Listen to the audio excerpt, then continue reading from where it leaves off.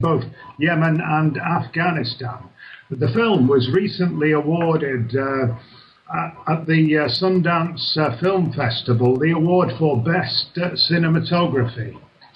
Now, highlights of the film include discussions about the US administration's Terror Tuesdays.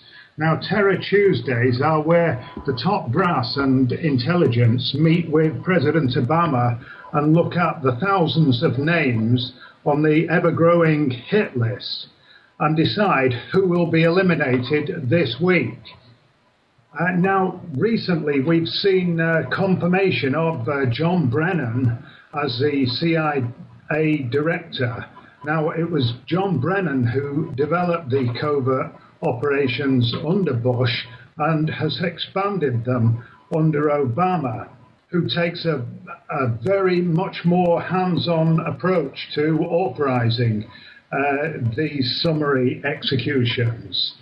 Brennan is Obama's hitman, ordering the killings by plane, missile or drone attacks in Somalia, Yemen, Pakistan and a growing number of other theatres like North Africa, which we've discussed earlier.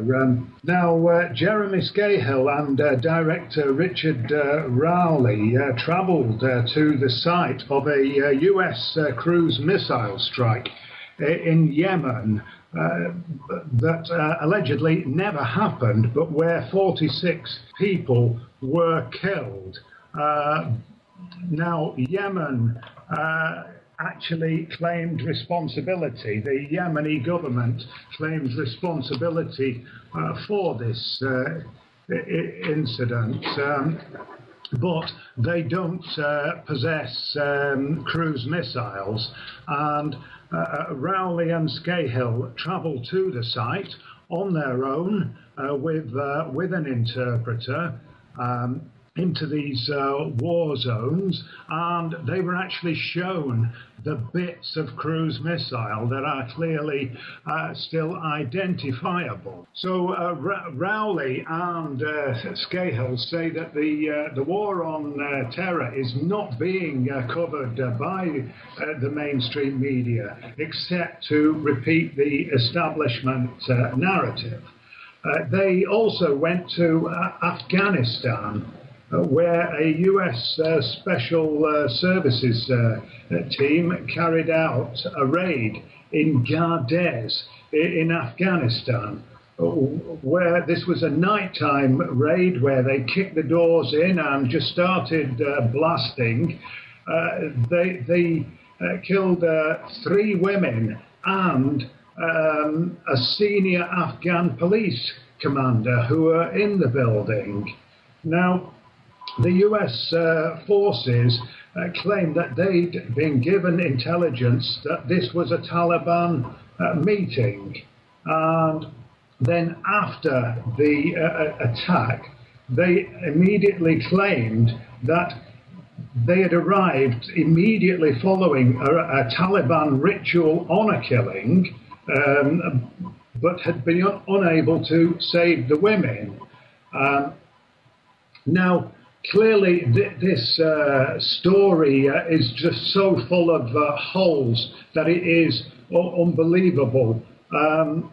The Taliban is generally an exclusively Pashtun ethnic political group. Now, the victims all spoke Dari.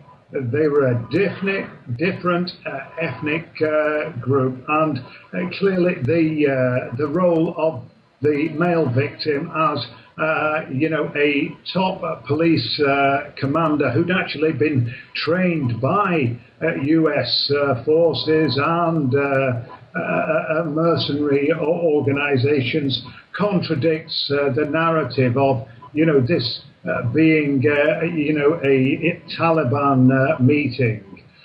In fact, all of the people were actually in the building together. They'd all gone to celebrate the birth of a child, and they were dancing and singing. celebrating the birth of this newborn child. And indeed, two of the other women who were killed were expecting children. So these are just examples of the type of incidents that are going on in this covert war of terror, which is not actually solving any problems at all. Indeed, it is actually increasing the hatred of people towards the US and towards the West in general. Now, it's interesting how Rowley and Scahill actually became aware of this incident.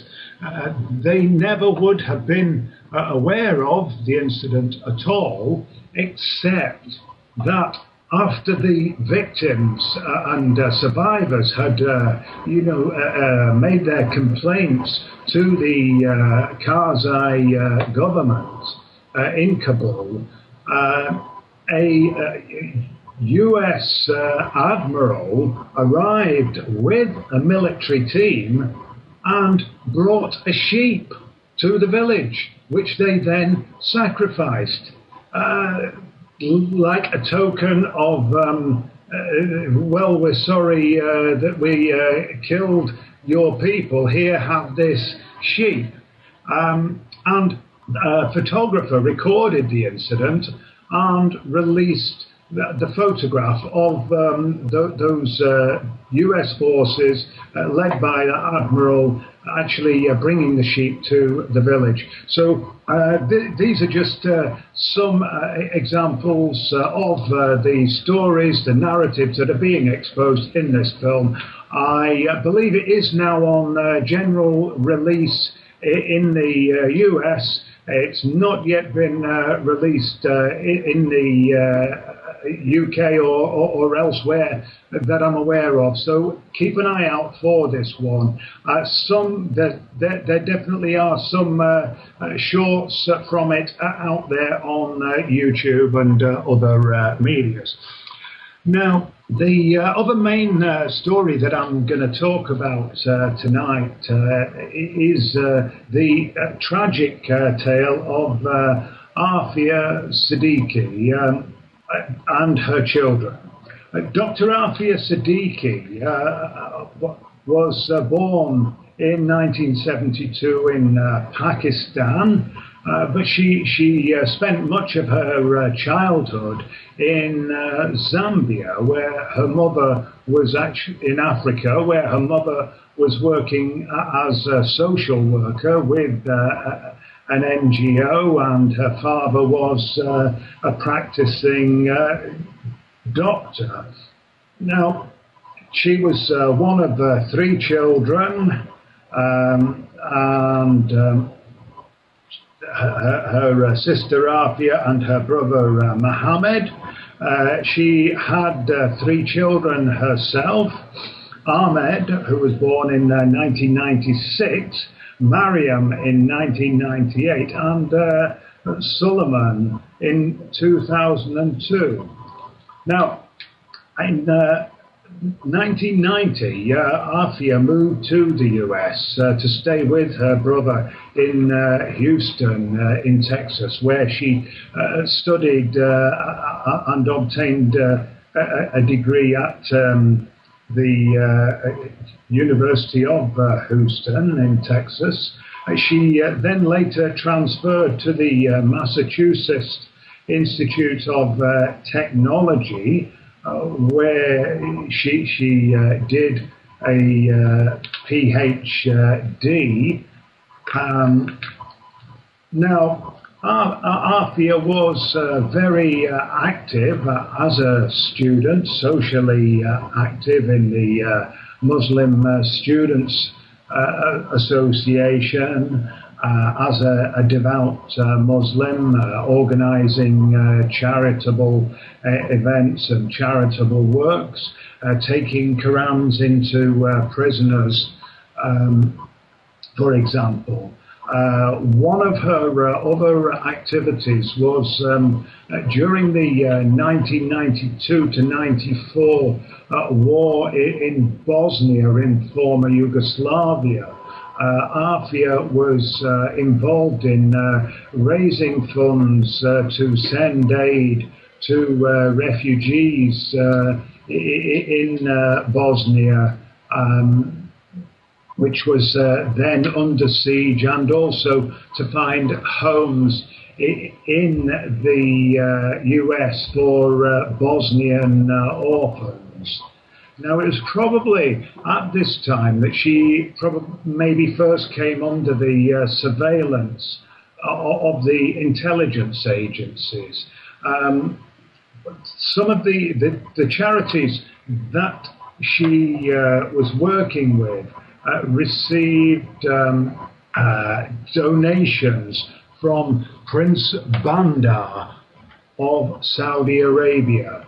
Now, he obviously has very close links with the US establishment, and particularly with the Bush family. And the funds which he sent went through the Riggs Bank. Now, the Riggs Bank was a CIA controlled bank. So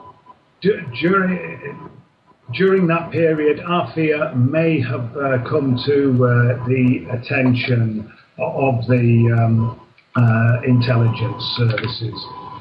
Now, following her graduation, Afia married another medical student, Muhammad Amjad Khan, and then she subsequently entered Brandeis University, studying cognitive neuroscience. She was particularly interested in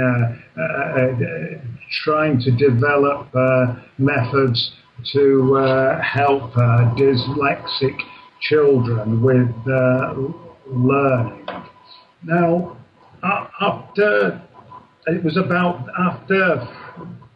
some while, the relationship with between Muhammad Khan and Afia Siddiqui began to break down, and indeed her professors noted that she was often bearing bruises, and that it was noted there may have been domestic abuse. Around about this time, after 2001, Afia and her husband returned to Pakistan. They stayed in Pakistan for a short time and then returned again to the US to try to rekindle their relationship. It was about this time that Afia became pregnant with her third child, Suleiman. However, the problems with the marriage continued, and Afia returned to Pakistan and permanently separated from her husband Muhammad Khan, who gave her custody of the children and immediately married again. Now, in 2002, both Muhammad Khan and Afia Siddiqui came under, again, the surveillance by the FBI due to items which were purchased on the internet by Muhammad Khan. He purchased, for whatever reasons, items like body armor, night sights, etc., which he would later explain were for big game hunting. Now, when a global alert was sent out in 2003, stating that both Mohammed Khan and Afia Siddiqui were wanted for questioning by the FBI. Mohammed Khan arranged through the Pakistani ISI intelligence services to be interviewed by the FBI, and after a 2-hour meeting, Mohammed Khan left, and the FBI announced that they no longer had an interest in him. After this period, Mohammed Khan returned for a while, or actually went, to Saudi Arabia. And from here on, it does appear that he became a US intelligence asset, actually providing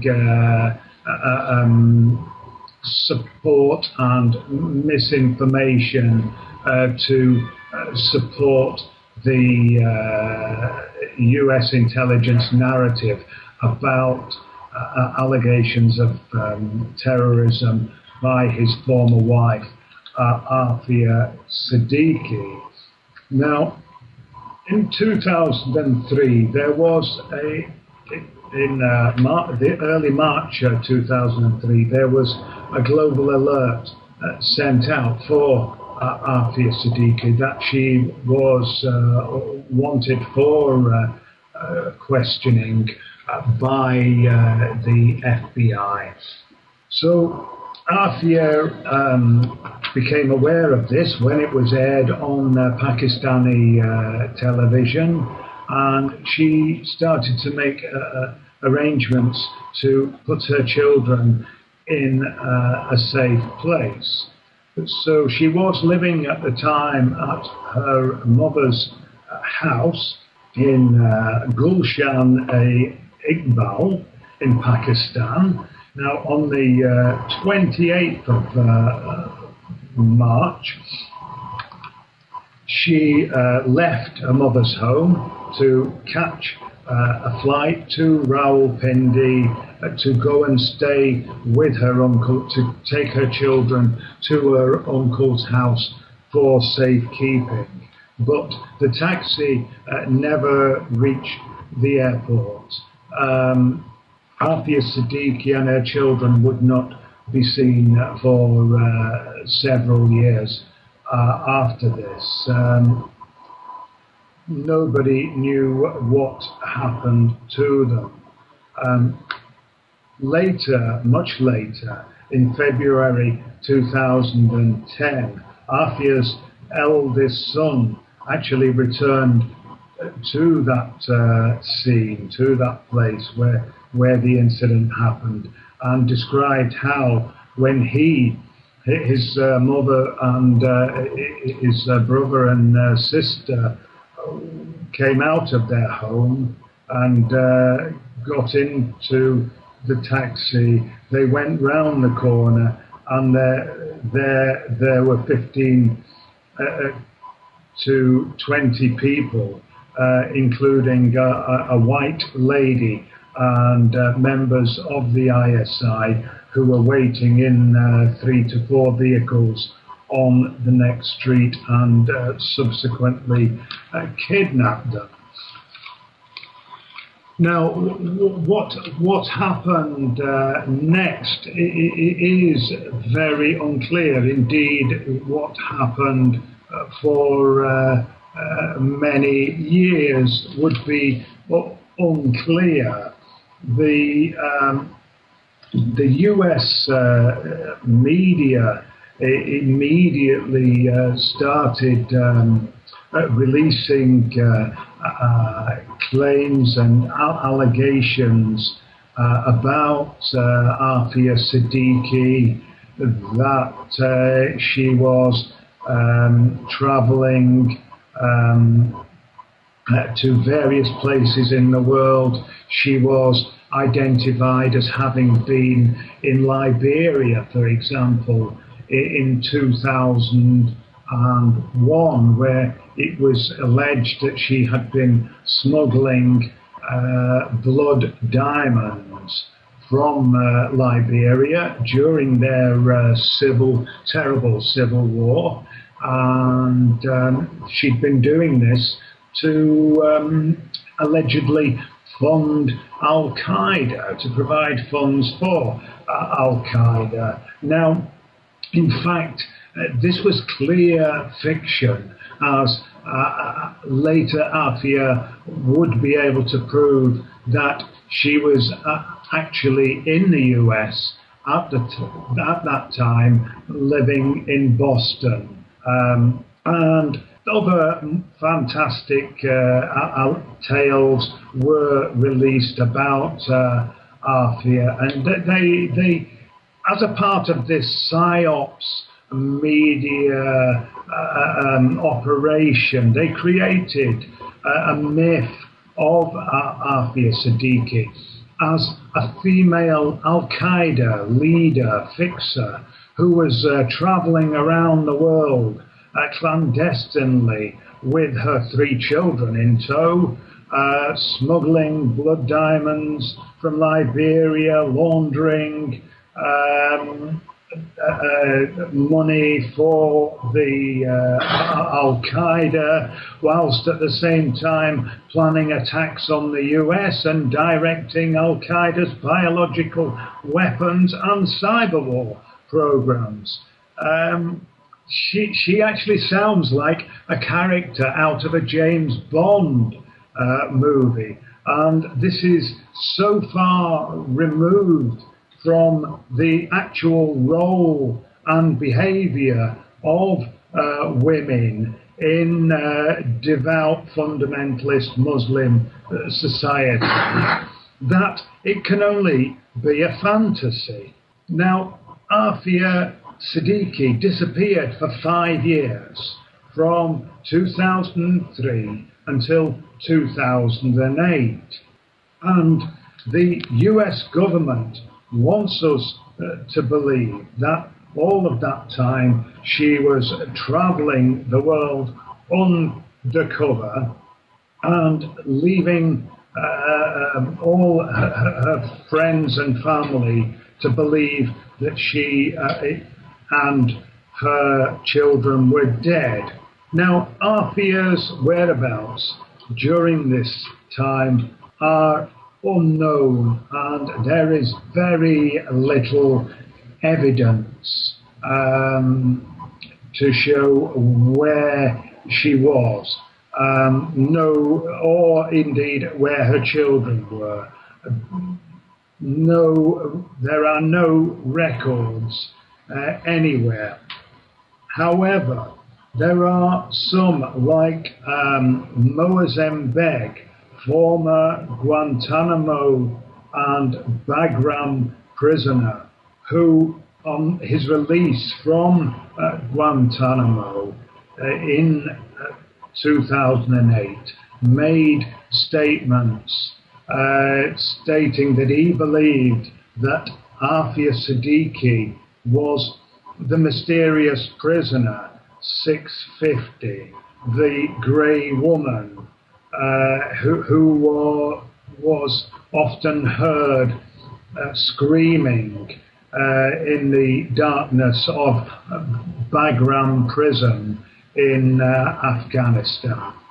Now, in 2008, there were suddenly there were events around the case of Afia Siddiqui, following Mozambique's revelations and statements about his belief that Afia Siddiqui had been the secret woman prisoner in Bagram prison. A investigation was carried out by a British journalist, Yvonne Ridley, who went to Pakistan, went to to Afghanistan, visited Bagram prison, and demanded answers from the Pakistani government, from the US authorities, and from the Afghanistan government about the whereabouts of Afia Siddiqui. And at this time, her case started to be taken up by Pakistani politicians, such as former cricketer Imran Khan, and there was a growing call for the Pakistani government to state what they knew about the disappearance of one of their citizens, Afia Siddiqui. So at this time, there was then a legal move made, and a writ of habeas corpus was made in Pakistan for the Pakistan government to produce the body, habeas corpus, to produce the body or state what they knew about the whereabouts of Afia Siddiqui. So clearly the pressure was building up then on the US government to also state what, if anything, they knew about the whereabouts of Afia Siddiqui. They continued with their narrative that she was still on the wanted list. However, suddenly in July 2008, there was another dramatic development. Afia Siddiqui appeared on 17th July in the main square of Ghazni in Afghanistan. She was dressed in Pakistani clothing, so she would have stood out from immediately from the rest of the population. Now, the Afghan National Forces and Afghan police were already on a high alert because they'd been tipped off by the US that there would be an attempted suicide bombing in Afghanistan by a female suicide bomber. And so Afia Siddiqui suddenly appears in the main square in Ghazni, dressed out of the ordinary to the rest of the Afghani citizens. She does not speak any Afghan languages. She appears to be in a dazed condition. She is outside of the governor of Ghazni's compound, and she is wandering around, basically drawing attention to herself. She was then arrested by the Afghan police and detained. She was found to be in possession of a bizarre number of incriminating items and documents. She, for example, was carrying around a flask of sodium cyanide, which could have potentially been used to create some kind of a weapon. She had documents on her, scribbled notes about how to make biological weapons, a dirty bomb, and she also had a USB thumb drive in her pockets, which contained documents that appeared to be Al-Qaeda military training or espionage training documents, as well as notes about sites in the US, sites in New York, such as the Statue of Liberty and other potential terrorism targets. So here you have, a scenario that Afia has been disappeared for 5 years. Suddenly she appears in Ghazni with all this incriminating evidence at the same time as a high alert has been given out that there will be a potential suicide bombing by a female suicide bomber. And she's taken into custody by the Afghan National Police. I'm surmising that the actual aim of the US intelligence initially would have been that she might have been shot. They might have been hoping that she would be shot on site as a potential terrorist by the Afghan forces rather than taken into custody. Also, bizarrely, at the same time, her eldest son, Ahmed, also suddenly appears in Ghazni, wandering around in Ghazni. By this time, he's aged 12.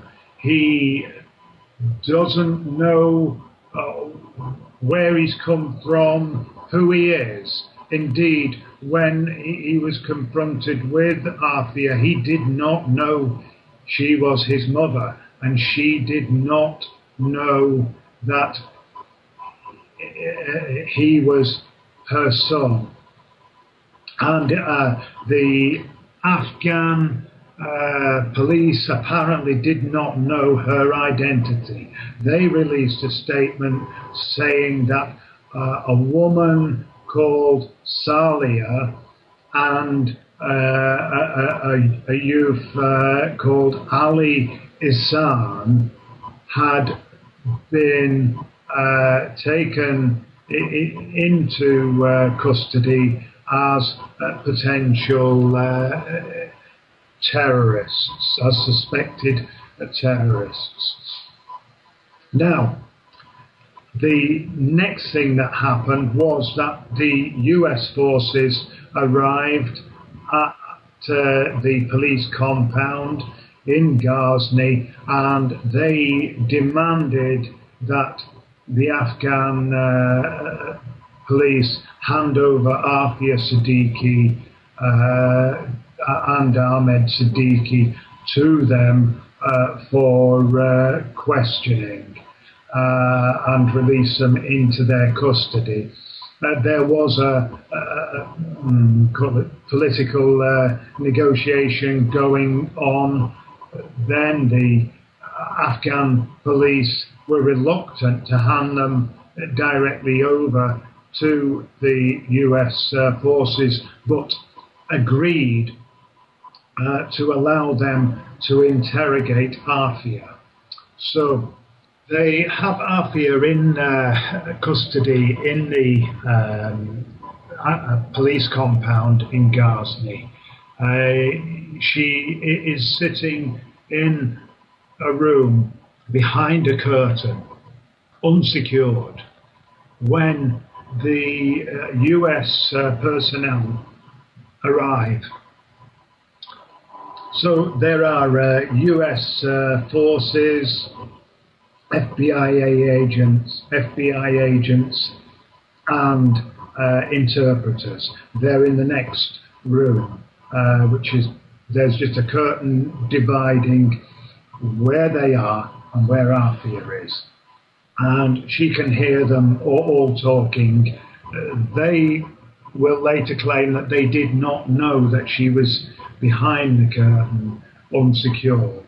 So what happens next? There are two different stories. The US personnel claim that they had no idea that Afia was behind the curtain. So one of the soldiers puts down his M4 rifle and leans it against the wall. Their narrative then continues that suddenly Afia Siddiqui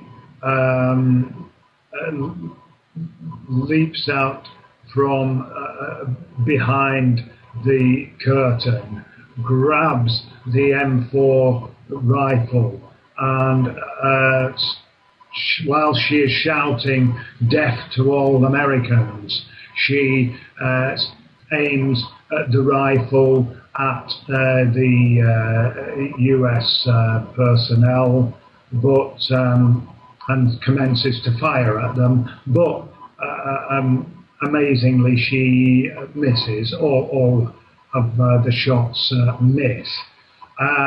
However, they then return fire, and whilst she is fighting three of them off, they're trying to wrestle the rifle from her. She is shot in the stomach 4 times.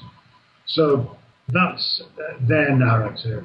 Afia claims that she was sat on the chair, she heard the noise in the next room, and she became curious about what was going on. So she stuck her head round the curtain. Next thing she heard, saw the US personnel there. One of them shouted, "Prisoner alert," and they started to shoot her. So the result was that Afia was shot 4 times in the stomach, and she was immediately taken into US custody and taken to a US military hospital out of the custody of the Afghan National Police. The US now states it has the jurisdiction to arrest her because she has attempted to kill these US troops. So she's taken to the hospital, actually taken back to Bagram prison hospital, and then a few days later she is flown out under sedation to the US, where she will be later tried. So the US has now got Afia Siddiqui in their custody. She's flown back to the US, where she will be kept in solitary confinement. to be held for trial. She is charged with several counts of possession, of an offensive weapon, of attempting to kill U.S. personnel, of making war against the United States. 5 or 6 charges in all, and she is then given some medical assistance to prepare her for her coming trial. Afia, by this time, is a very, very weak and sick woman. When she disappeared in 2003, she was a very healthy young woman, very active. By the time she is taken into custody in 2008, she is in a very, very poor health. She has one kidney missing that she knows nothing about. She has a scar going from her chest down to her abdomen that she has no idea how or when this happened. And her mental state is very poor. Indeed, even while she's under observation in the US hospital, the medical personnel there observed that when she was given food, she would hide the food and save some of the food, believing that she was saving it for her children, and that she would be hallucinating in the hospital, talking to her children like they were in the room with her. And yet, despite all of this, medical personnel in the US decide that Afia is fit and competent to stand trial for these serious crimes. Afia was given legal support by the Pakistani government, though she found it very difficult to communicate with her legal advisors. She is being held all this time in solitary confinement. She's allowed no access to her family, and she doesn't have any confidence in her legal advisors. And indeed, she's had no option in actually choosing them. So when the trial starts in 2009, Afia is in a very poor position to defend herself. She is trying to talk about the narrative about what has happened to her between 2003 and 2008, trying to talk about what she's been through. All of this evidence will be discounted by the judge, Judge Berman, who ruled that everything that happened prior to July 17th, 2008 was to be ruled out of order. So during the trial, there would never be any opportunity to question the US or US personnel or indeed Pakistani intelligence about her whereabouts between 2003 and 2008. So the trial was carried out under extreme prejudice. This myth of Afia Siddiqui as, you know, an Al-Qaeda female leader is being bolstered by more and more allegations. It would appear that the US stated that Khalid Sheikh Mohammed, who they are now currently trying for the 9/11, organising the 9/11 bombings, which he allegedly confessed to after he'd been waterboarded 183 times.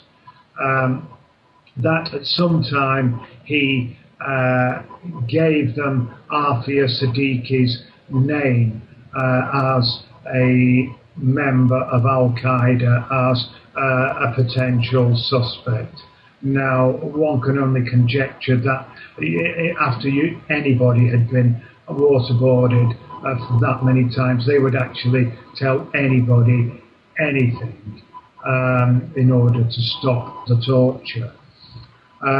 This narrative about Afia would be bolstered by allegations that she had been married during her missing years to Khalid Sheikh Mohammed's nephew, Al-Baluchi, and that during this time they had been, you know, a terrorist Al-Qaeda Bonnie and Clyde, though Afia's family would deny this and she would deny this. There was never any evidence to support any of these allegations, but the allegations were continuously made in the media. Again, we have trial by media where if you state things enough in the media, they become fact.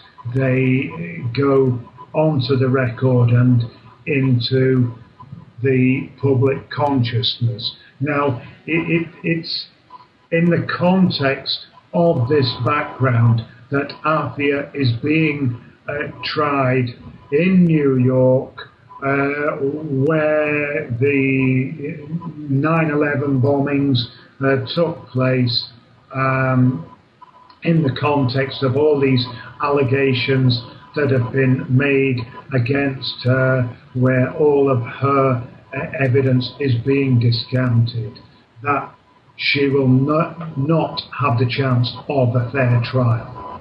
If you'd like to call in after the break, perhaps put some questions forward towards Nigel, or you want to join in on the Darkcity chat, please do so. We'll just take a little bit of music and we'll be back right after this.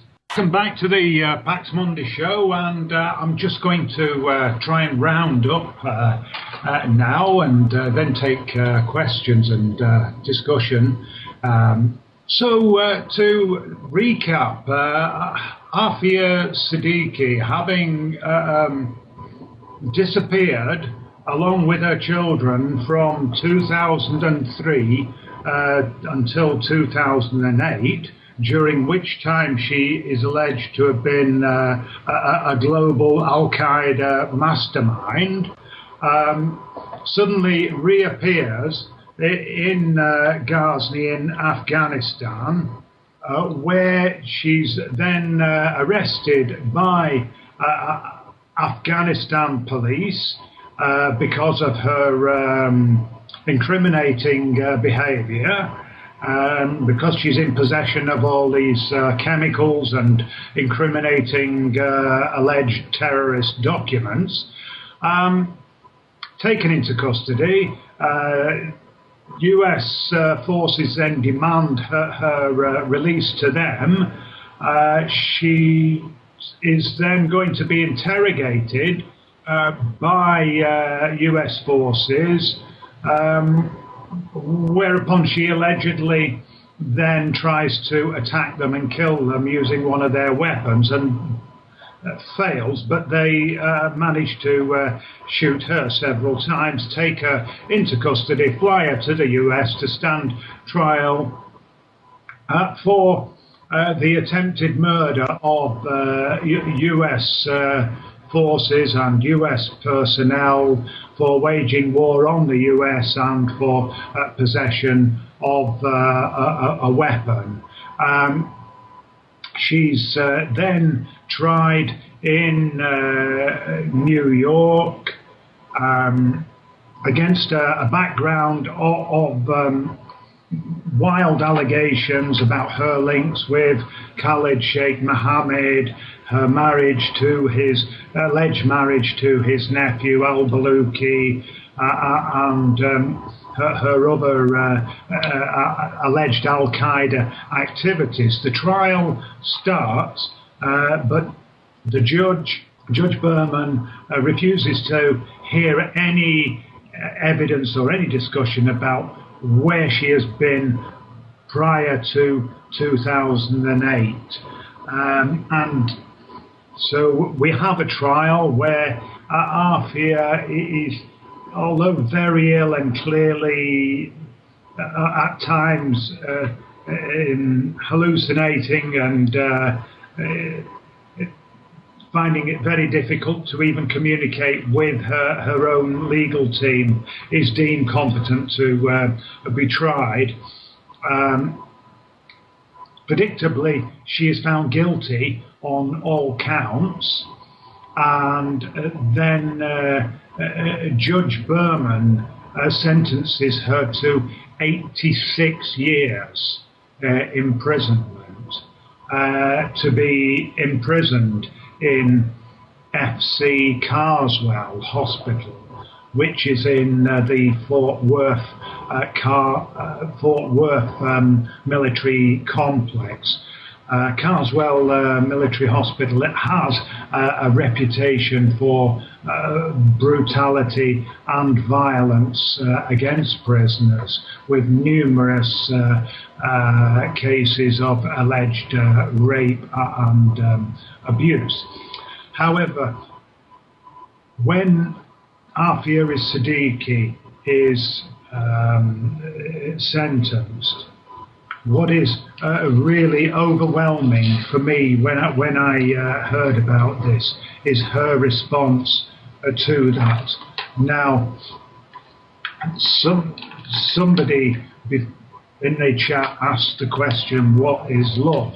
And Afia Siddiqui, having been through all this abuse, her children kidnapped, one of them possibly murdered, her herself raped and tortured for years, and then set up and shot, and now tried to be sentenced to prison solitary confinement for the rest of her life.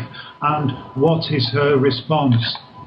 She said that she forgave all of the judge, all of the people who'd acted against her, and she asked her God to forgive them.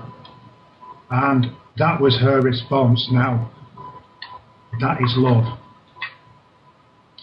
That is significant. And this is from a woman, who is accused of being an alleged terrorist. So that is the story of Afia Siddiqui. Afia is still in Carswell prison, in solitary confinement. She is having no contact with her family or with her legal advisors. Very little contact with her legal advisors. She is trying to mount an appeal, but her health is declining. She is believed to be suffering from cancer, but is receiving no medical treatment whatsoever. This is typical of the Carswell Hospital, where many prisoners have died of neglect. So that is Arfia's situation. Or what I would ask you to do, is to go on to the following site if you would like further information, if you would like to know what you can do, and that is www.cagedprisoners.org. That is www.cagedprisoners.org, and you will get more information about the story of Afia Siddiqui, and what you can do maybe to try to raise awareness of this, to write to the people who might be able to do something about this. The support for Afia Siddiqui is growing, and for answers to the questions that are lying there about what happened to her and her children between 2003 and 2008. Indeed, in Pakistan, where she comes from, this is a major political issue. We've actually been. Well, I'd just like to thank Nigel for his information. I like to appreciate anyone who does the research and brings this information to the forefront for us all. We have been joined by Prajna. Thanks for coming along, Prajna. New time slot here for Nigel, doing the Paxmudi show. There was one other question. Do you think there's a relationship between Tony Blair and Satan? I think there is, in that he believes that he was told to do the things that he's done by God. I think he actually means Satan. So if he worships God, his God is Satan, clearly. It was Satan who was telling him to make war on Iraq and do all the other terrible things he did. And you're being thanked. People are saying amazing research to Paxmudi, so yeah, that's pretty cool. Thank you.